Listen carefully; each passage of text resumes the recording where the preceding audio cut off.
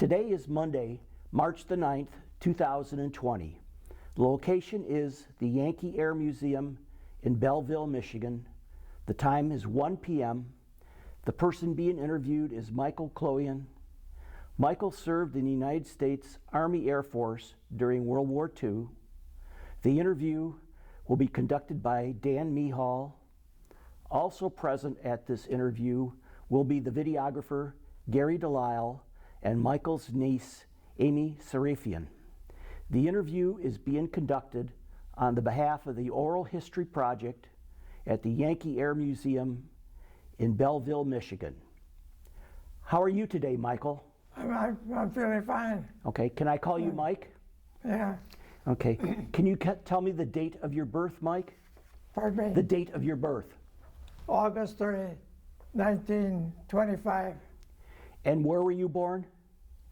I was born in East St. Louis, Illinois. Okay. So, Mike, there's a story that goes along with this when you were born with your mother and your father. Can you go into that? Yes. My parents were part of the genocide in Turkey, and their family was mostly killed. And they were put in orphanages, you know, the men and the women. My dad was born in 1900. My mother was born in 1902. I don't know what year that they decided to go and leave, get out of the orphanage, but they had to be in their 20s. And they went to Marseille, and that's where they got married. And I think there's a record at Ellis Island that they arrived there, but they were diverted to Canada. Okay. Go ahead, keep going. And my dad and mother went to near Niagara Falls, and he tried to get over the bridge all the time. Yeah, I'll go back a little. I think the reason why he was diverted to Canada, because during those days the Turkish quota was filled. Okay. They are Turkish citizens. They're considered Turkish citizens, but the Civil War was against them, and the genocide. Right. Of 1.5 million Armenians were killed. Okay. So, but your dad got across the bridge then? Yeah, he walked across the bridge, and somehow, many times he said he was stopped, but he walked across, he got across, and then took a train to East St. Louis where he had relatives, and then he called for my mother, and she was pregnant with me. And she got on the train, and I don't know how, but she was not a citizen. She got on the train and ended up in East St. Louis, and that's 8 days later I was born. Okay. So, but your mother had to make a trip when you were 5 years old back to Canada. Can you talk about that story? Yeah. So we lived in East St. Louis about 5 years and moved to Detroit. And then some years later, when I was about 12 years old, she applied for her citizenship. And then a letter came back from Secretary Pickens under Roosevelt, a Lady Pickens, saying, "We don't know how you got into this country. And you have 30 days to leave this country." Okay, but she came back in again. Go ahead. And some years later, she applied for a citizen. She did that. She came back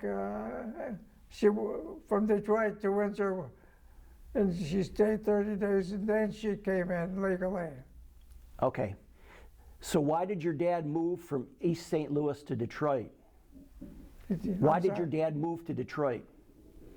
My dad work? Yeah. Or, Why did he move from St. Louis to Detroit?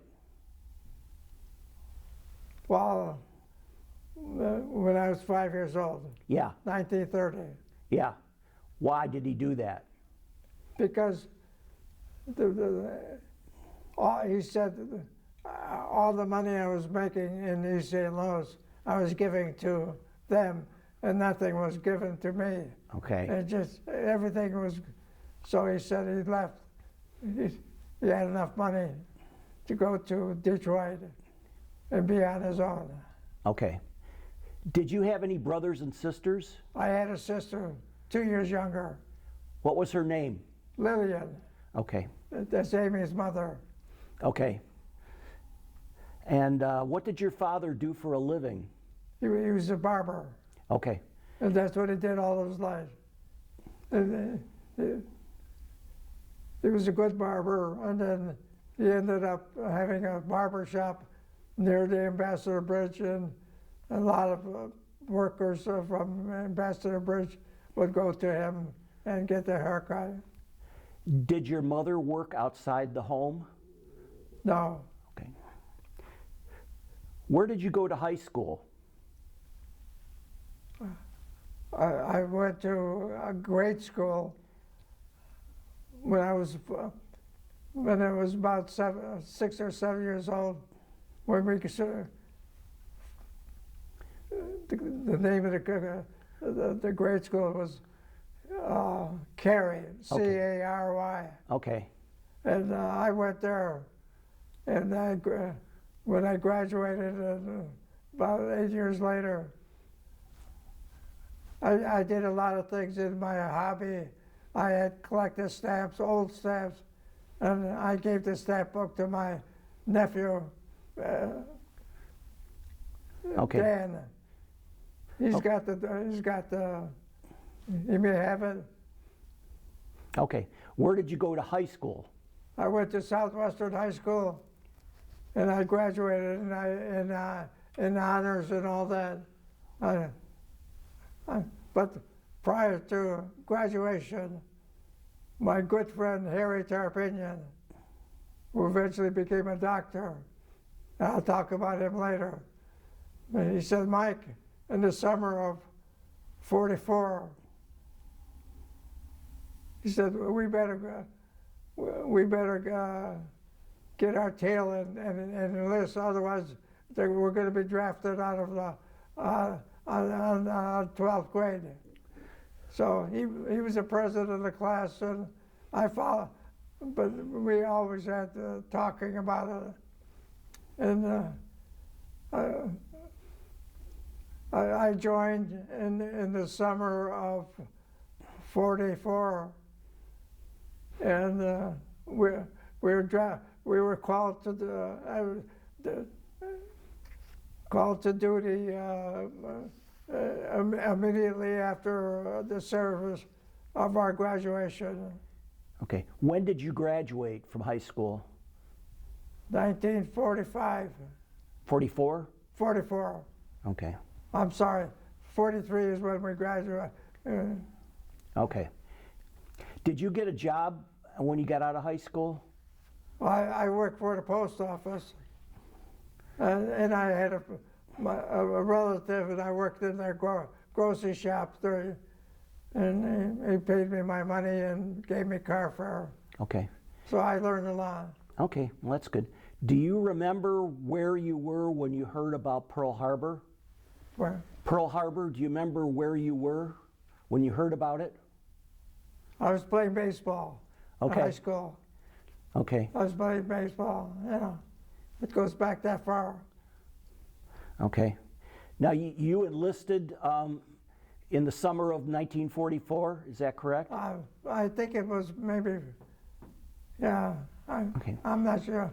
43 maybe we was enlisted. Okay. 43 or 44. It shows on my discharge papers. Okay.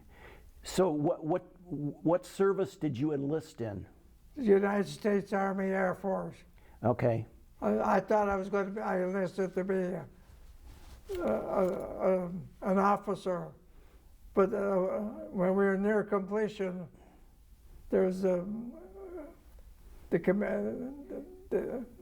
They commanded 20,000 to be discharged, not to go to be officers, but to be gunners.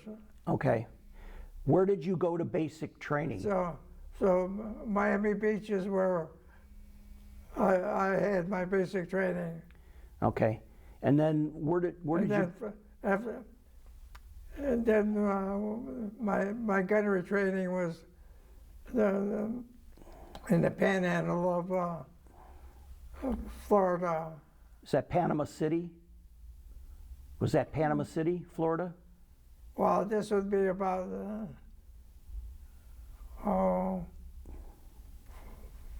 40, still 44 or 45, 44. Okay. Can you describe what the gunnery training was like? As I recall, there was a lot of shooting all the guns. I became an expert on the pistol, and I had hard marks on the rifle. But those are the terms that were used for those days during. But I didn't sit in actually gunnery 50 caliber. The 50 caliber was later on, you know. Okay. So where did you go after that for training? Well, from there, as I recall, we went to Clovis, New Mexico, and had some basic training there on a B-17. Okay. And from there, we flew. We're gathering our crew and all that. We went to Pio, Texas, just north of El Paso. Okay. So that's where you had a crew together at that point? We had to go. We made a trip from Pio, Texas to Cuba. Now the officers went to have fun, but not the enlisted men. You had to stay in the barracks? Stay at the barracks. Okay, so after Cuba, where did you go? Well, from there, from Pio, Texas, we went to. Don't forget, the B-17 was what we were practicing on. We flew to Wichita, Kansas. Okay. And got the B-29. Okay, so you picked up a B-29. And we picked up, from there we flew to Sacramento. Okay. And from Sacramento, but I have to add this. My pilot, First Lieutenant Harris, asked a strange thing. I thought it was strange. He said, is there anybody that doesn't want to go overseas? Because we're going into a war zone. And one person, a radar operator, says he didn't want to go. So there was, Barry Burr was at it at the last minute. Okay. So was your training on the B-29 the flight from Kansas to? My training on it, my training on the B-29 was when we got to Tinian and landed on Tinian. And we trained for a while. And then Major Dwyer was assigned to check us out. Normally there's 11 people on a B-29. With him and me, 12. Okay. I didn't know it, but Captain Miller was shot out of a plane that made 13. Okay.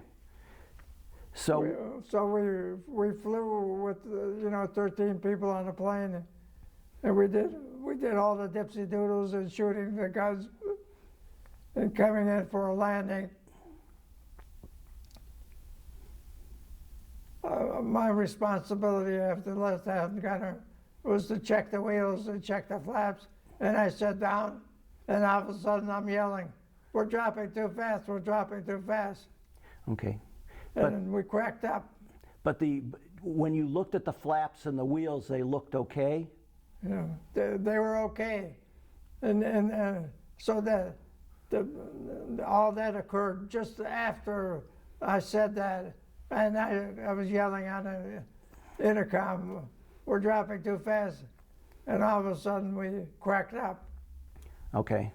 When you flew from Sacramento overseas, where did you land?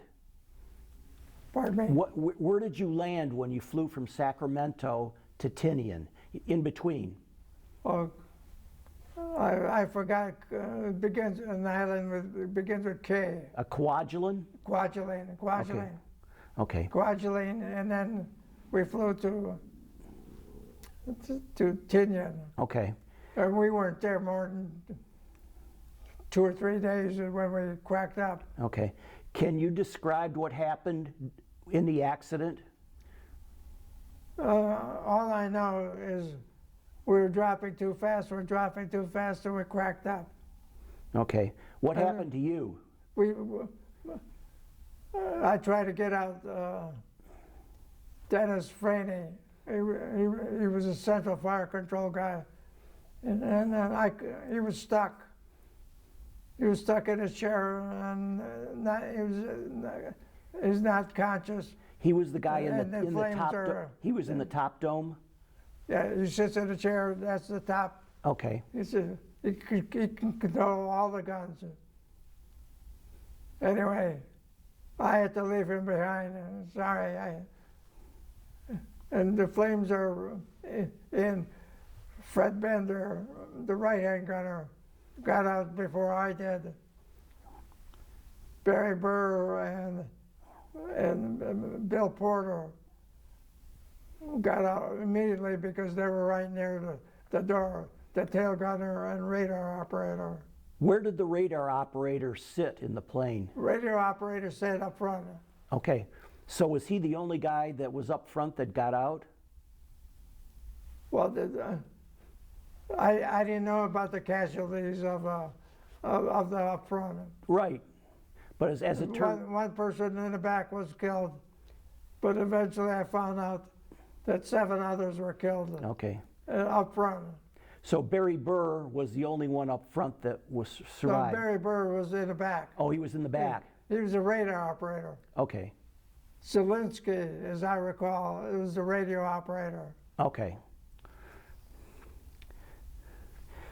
So, talk about your, let's talk about your hat in 1995. Yeah. Well, this hat right here, it represents the 50th anniversary of the VJ Day, and it's at Charleston, South Carolina. Okay. And that's when I looked at the American Legion magazine, and I strangely found that there was a reunion, and I called up. And I think, as I told you, I said I want to attend it. And she says, "Where have you been?" Well, my wife and I go to Charleston, and I give my story to Fisk Hanley, who's the historian of the group, and he wrote the book. Okay. After discussing it, he says, "That sounds familiar."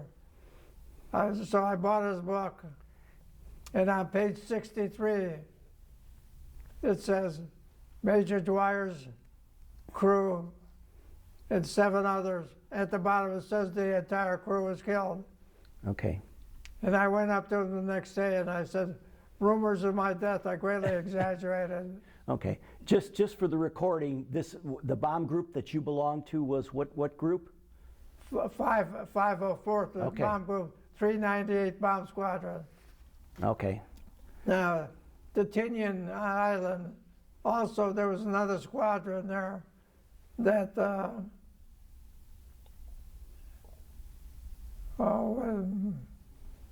was the Ilona Gay, Colonel Tibbets. Okay.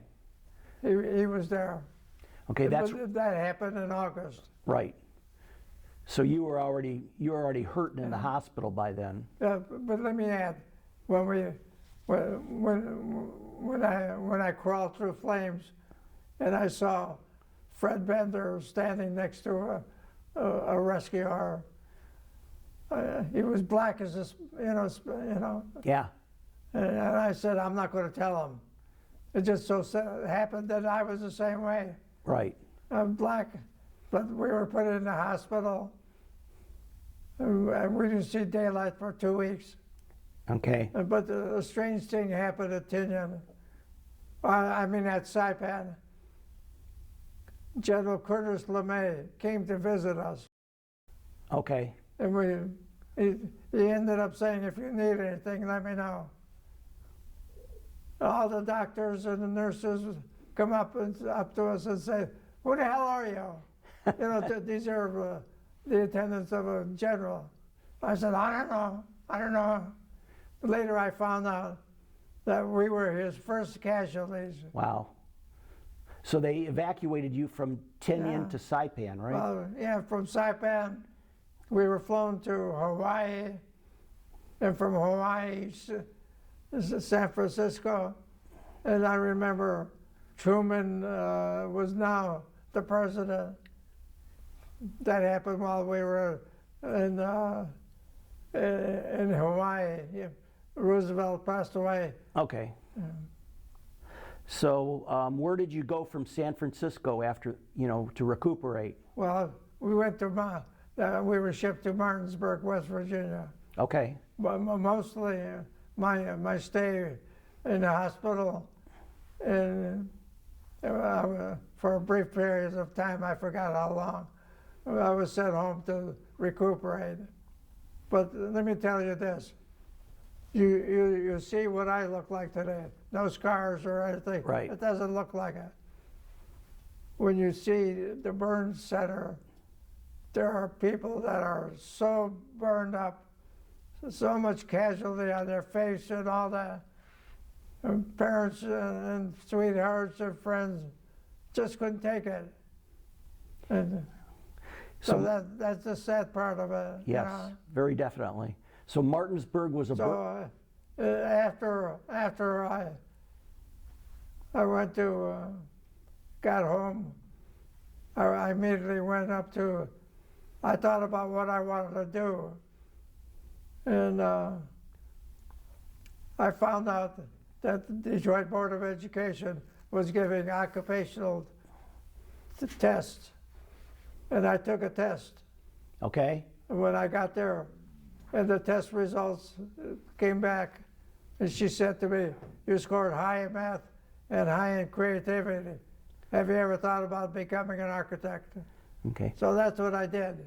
Okay. I went to University of Michigan and enrolled in the School of Architecture from 46 to 51. Okay. Okay, go ahead. Some years later, after working for other architects and all that, I applied for a Fulbright. I got a Fulbright scholarship to go to the University of Liverpool, England. Okay. And there I met Mr. and Mrs.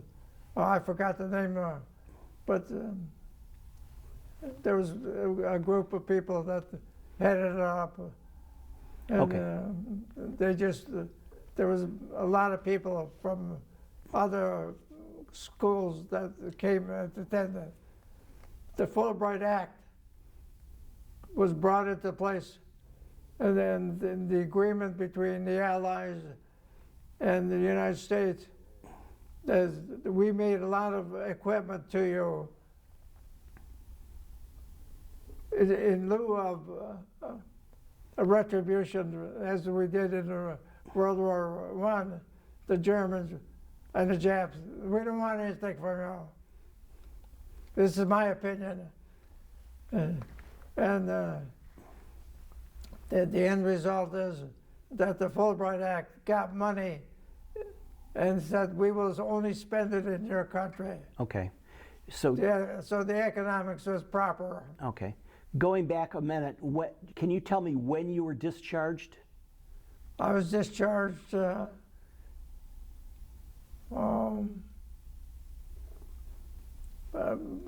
probably the latter part, about September of 45. And you were discharged and you were classified as disabled then?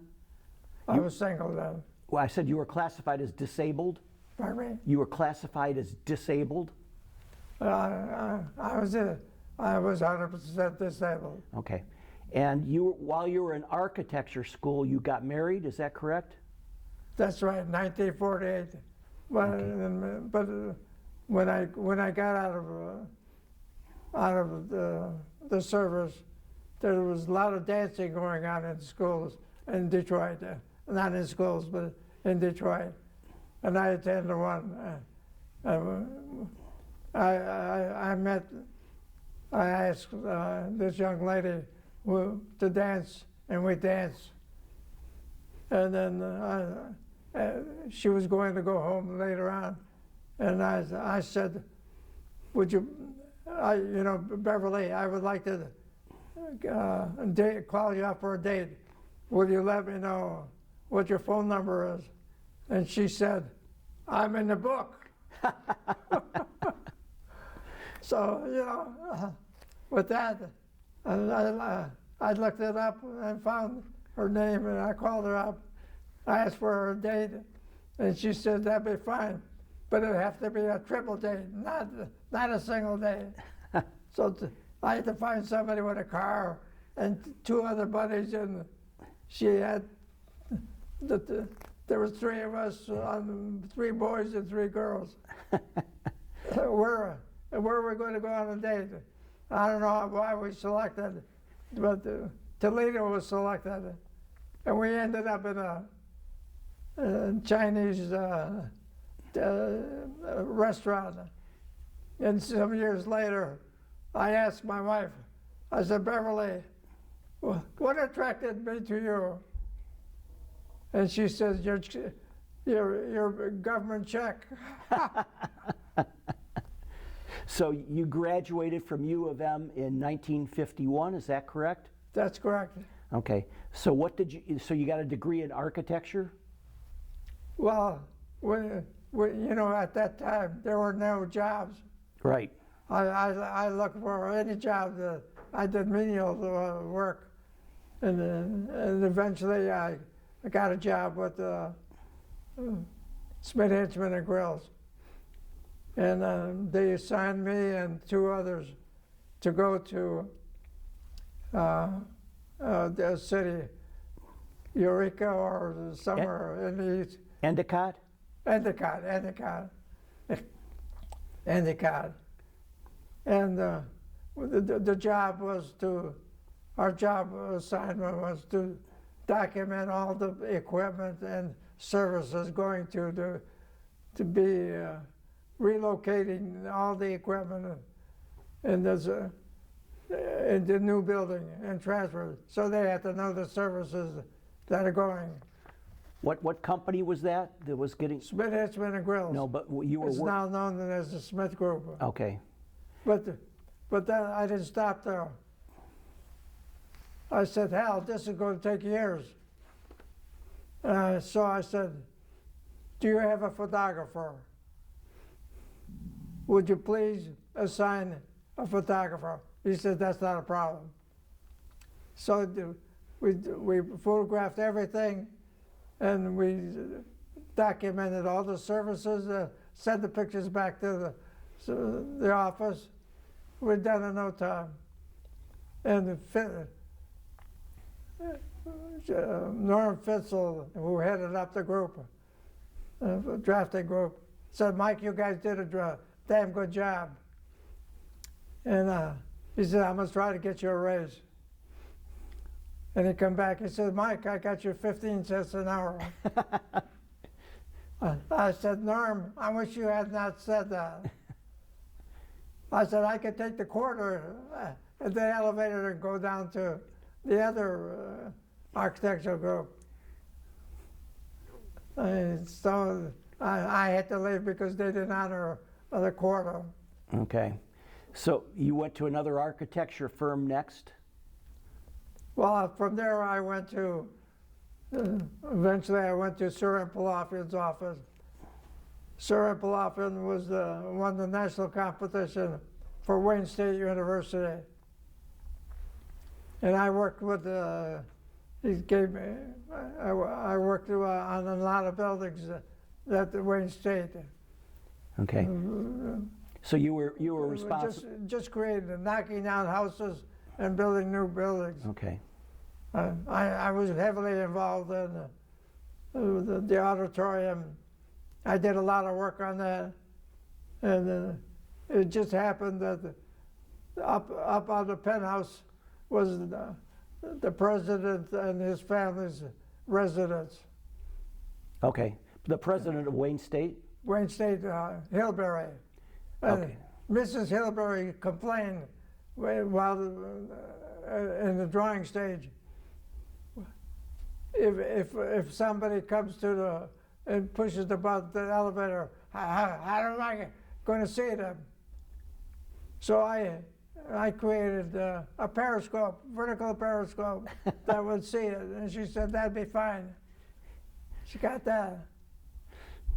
Okay. Now you mentioned earlier that you applied. Well, another one was Sir Kloian came up to me. He said, "Mike, that place, there's a little space for a few hundred square feet of area near the Wayne State Auditorium. They want to build a McGregor building. Wanted to build a conference center. So I created a concept. I had a model of it, and then Sir Kloian submitted that to McGregor Group, and he reported several days later. He said, "Mike, they liked the concept very much. Unfortunately, Yamasaki's going to do the job." Oh. So Yamasaki did a lot of work. And after I got back from the University of Liverpool, I had a friend at Wayne State doing, who had the direction under him, engineers, architects, and so on. I joined the group, and I worked on a lot of Yamasaki's building. Okay. I was clerk, what they know as clerk of the works. Okay. Didn't Yamasaki design the gas building downtown? Well, he did the College of Education, the McGregor Conference Center, but I handled that. McGregor, the School of Education, Helen DeRoy Conference Center, and there's another building in front of it. Okay. Then we had knocked down the residence of that was used by the president and us. Okay. Now you talked earlier about the Fulbright Scholarship. When did you go overseas for the Fulbright Scholarship? What years? The years were 1957 and 58. Now that was a pretty select group of people, right, that went to overseas? They were noted for their civic approach to planning. But there were very few people selected, right? When I went there, naturally, the English-speaking union handled us, and we found a house in West Kirby. Okay. That was in, what city in England was that? West Kirby, England. Okay. Outside of Liverpool. Liverpool, okay. I had to take a train from there to Liverpool. Okay. And your wife came with you? Oh, yes. Okay. In fact, this is strange. In order for my wife to come with me, I had to prove I could support her. The proof of it. So here we go. A socialist country wanting to prove that I can't be, they're not going to be a burden on her. Now, there was a group of people coming from the United States to England, right? There was a group of people that went over, and you were elected to what position to represent that group? Were you elected president of the group? I'm sorry. Were you elected president of the group of people that I went? was elected president. Okay. I was president of my class, but we hardly did anything. I did one thing. There was a young man that violated a rule, and he was going to be reprimanded by this person by squinting on him. I appealed to his. I said, you know, it's only a little time that he took after hours to use this and use that. And so he said, it's okay, we'll let it go. I said, I'll take the blame next time. Okay. Now, when you first got there, you went to London for something. What was that about? When you first got over to England, you went to London for a while? Well, we all met. I don't know why I can't remember who the ambassador was at the time. So you went to the embassy in London? But Senator Fulbright and his wife were there. Oh. Also, and everybody around the world was flown in at the expense of Fulbright. You know, I mean, the expense. You could imagine people from all over, from the English territory, and it was a list. We were on a United States ship. We got cabin. My wife had got a cabin normally, and the other one people somehow got somewhere else. But we had a lot of fun. Okay. Now you were over there. How did 9 months. Okay. 9 months of education, but during that time, we went to Norway, Sweden, and then we eventually got to Brussels Fair. But don't forget, the Berlin Wall was built. Right. When we landed on the European continent, in order to go from Sweden to Europe, I mean to you know, I don't know what country, Denmark, say, one of those countries, the Russian troops would get on a plane. I mean on a train. Yeah. They would get on a train, and because they wanted to see it, they're occupying that area. Okay. But when we got to the end of it, we're now free to go to anywhere. We went to, we made arrangements with a family that let us have sleeping quarters and all that. They were a nice family, and we had a lot of fun going to the fair and all that. Okay. And then when we were leaving, the grandfather of the family said to me in his harsh English, "You go, yeah,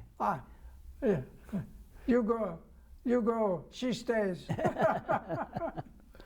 Now, when you were overseas in school for the Fulbright, can you describe the difference in the method of teaching over there versus here? Yeah, I asked the question.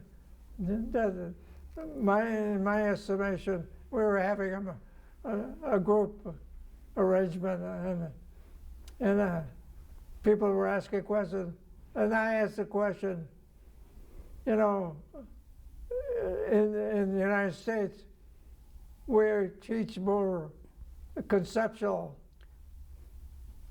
teaching, the conceptual, creative, being creative. And the speaker, he says, that's not what we do. We teach to be technicians. Okay. So after you completed school, you went to Paris and ordered a car. Can you talk about that? Well, yeah, we picked up we had put $1,300 on a car. That's how much it was, a Renault. And we drove it to Paris hotel, And then my wife and I, we were checking in, and all of a sudden I'm yelling, "Professor Casera, how are you? What are you doing here?" He was my professor, one of my professors at school, U of M. Huh. I took one of his art classes. He says, "I'm here to find a printer. You know, artists make prints, Right. copies of the master print. They have a master print, and they roll out the rest of it." And we said, you know, goodbye. But a strange thing happened. We're in Madrid, and all of a sudden I say, Professor Casera, what are you doing here?" So you met, You know, it's strange, you know. so you found him in Madrid, huh? So it became we went to Toledo, Madrid, and he was our guide to all the artwork, all the artists. It was very strange, the meeting with him again. Okay. So this was in 1958, does that sound right? This happened in 1958? Yes. Okay. Okay. And then my return, that's when I returned, I joined the Wayne State University. I was there for 8 years. Okay. So you shipped the Renault back to the States? I sent the Renault. Okay, so you got back to the States and then... Eventually I turned the car in for another car. Okay. In fact, one of the cars I bought was a Kaiser, Ah, built at Willow Road. yeah. Not far from here. Yeah, and when that wore out, then we bought the Fraser. That was a nice one. So you left Wayne State at some point then? You left Wayne State's employ? And Well, Wayne State is, you know, there was I had the opportunity to go around. I was, you know, a loose guy.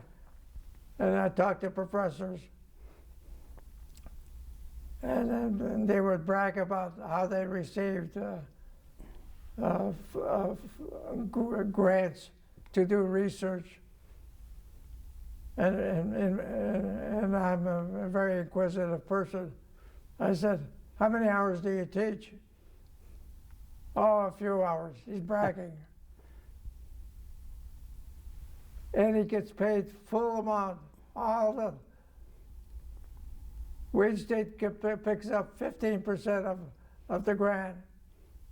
And he gets his full pay plus the grant money to do research. wow. Sounds like a good deal. It seems to me he should not be getting paid for he's not teaching. He gets full pay as if he's there. Right. Something's wrong with our system. The educational system has to be rectified. Okay, so... That's my opinion. Yep. A lot of organizations under government are that way. They build, they don't let go. They don't make it efficient. So after you left Wayne State, what did you do? After Wayne State, I joined a friend of mine, Bob D'Alessandro. He and I became partners. We did small things, did small jobs. One of them that I remember was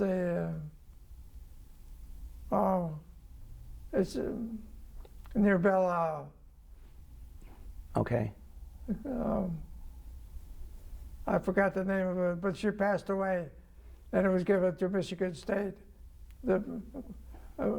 Somebody from Grossville bought it and donated to Michigan State. Okay. So after you left that partnership, what did you do? Well, from there, I went to I found out that through engineering society that the Campbell, H.F. Campbell Company was looking for somebody to hire as an architect. Okay. So I went in and talked to the president, Don Templin, and I said, what's the problem with the architect you have now? He said, well, every time there's a change, he tells his workers, stop the work. Don't do any work until I get the change order. And I suggested to Don Templin, I said, that's not the way I would work. I said, I would work on a basis of time and material, maybe 2.5 or 3 times an hour for everybody who's working. He says, well, that's fine with me. So I became the president of that company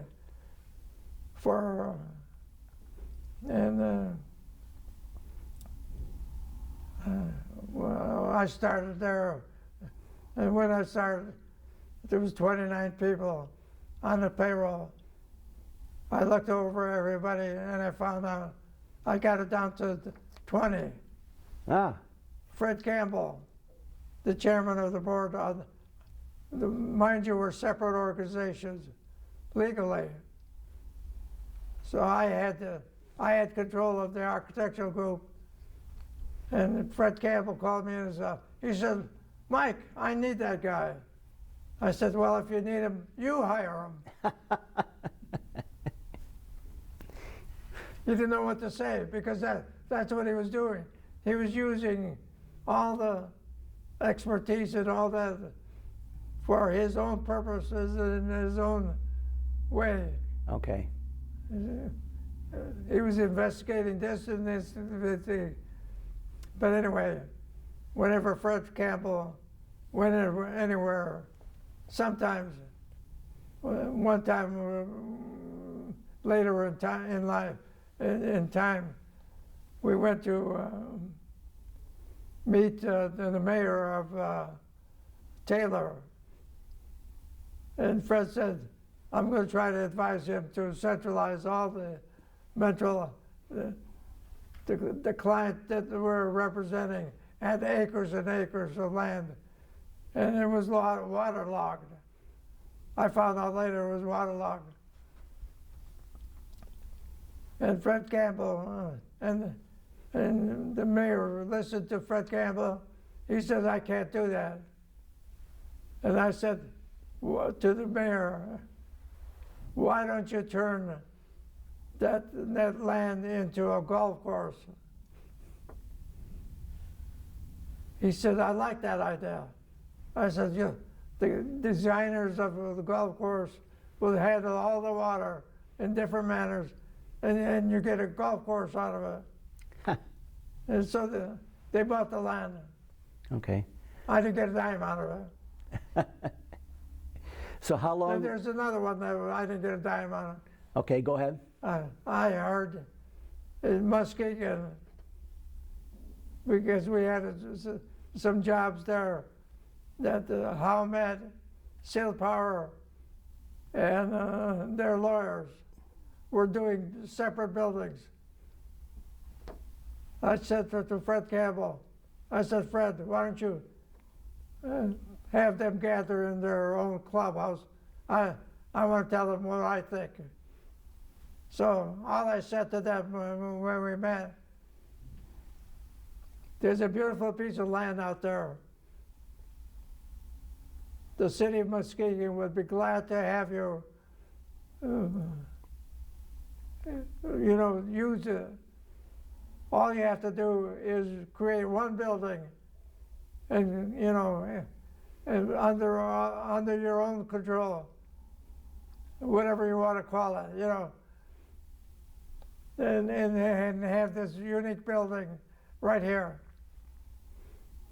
They scrapped all their buildings. They scrapped their plans. A new building was born. I forgot the name of it, but they abandoned they liked the idea of a co-op house, you know. Yeah. Okay, so how long So- did you work at H.F. Campbell? Pardon me? How long did you work at H.F. Campbell? Well, I was there until probably I left because I got an organization called Mannix, a former employee of H.F. Campbell Company, wanted the name Campbell added to Mannix. And we talked, and they said I would be the architect doing the work. So I left Campbell. I'm sorry, I left another organization, and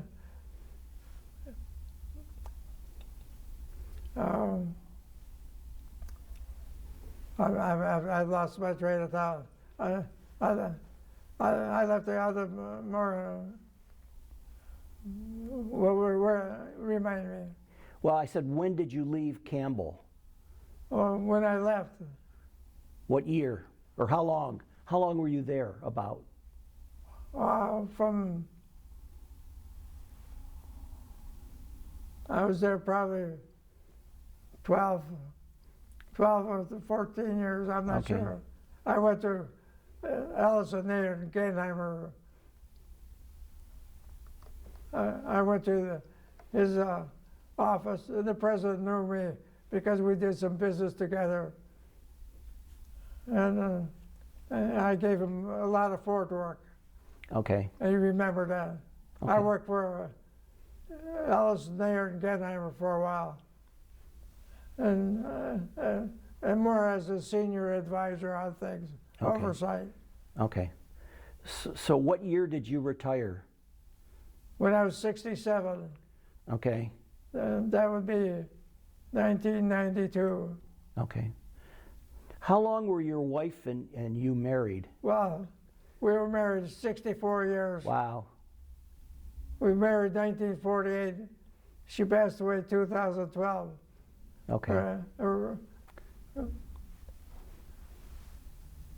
Okay. just happens that my nieces and my wife's events are March 30th and March 31st. Okay. Okay. Well, I've just got one more question for you. If you had to say anything to the youth today growing up, Pardon me? if you had to say anything to the young people growing up today, based on your experiences, what kind of advice would you give them? Well, to young people going to college, I noticed when I was at West Quad at the University of Michigan that the young people changed their mind about what they want to do and how they want to do it. And I thought what was important was the way I did it. I went and got a scholastic opinion about how, what I should do. I did a test. It's a simple test. At Fox Run, they have all these waiters or waitresses doing work, and the Fox Run says, we will get you, try to get you some money for going to college. And a lot of them don't know what to do and how to do it. They're guessing or they're advising. But once it's a person that is in and knows the fact that occupational tests are very important. Okay. Well, Mike, I don't have any more questions for you. I really enjoyed talking to you today. I'm all done. Okay. My hat's off to you. Thank you. Thank Okay. you.